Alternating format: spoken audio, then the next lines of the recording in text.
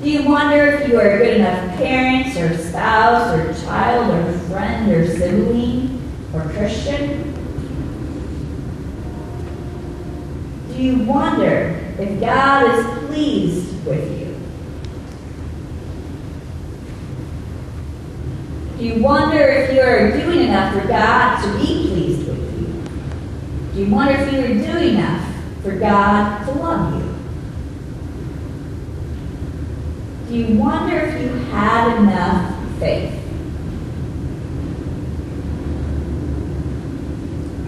I'm sure you do at times wonder and ponder those questions. I know I do. We're human after all. But I'm here to say those questions are the wrong questions to ask. Worthiness is not something that is in the common language of a life filled with grace.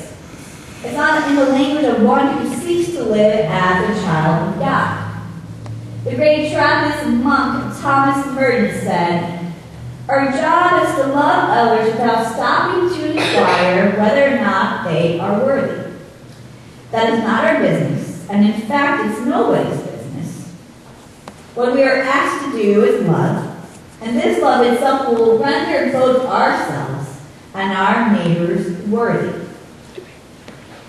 Now, in this quote, Thomas Merton was specifically talking about how we view and treat others, but this concept of worthiness speaks to how we view ourselves as well.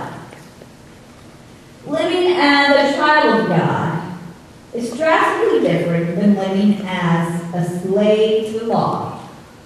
To live as a slave would mean always living with this constant and nagging fear that if you did the wrong thing, whether on purpose or on accident, you would fear that you would be punished. But living as a child would mean that love and grace, would be the motivation behind everything you did. And there would be absolutely no time to question if you were worthy or not. Because you would know that you are worthy because you, my friend, are a child of God. Not burdened by law, but embraced by grace.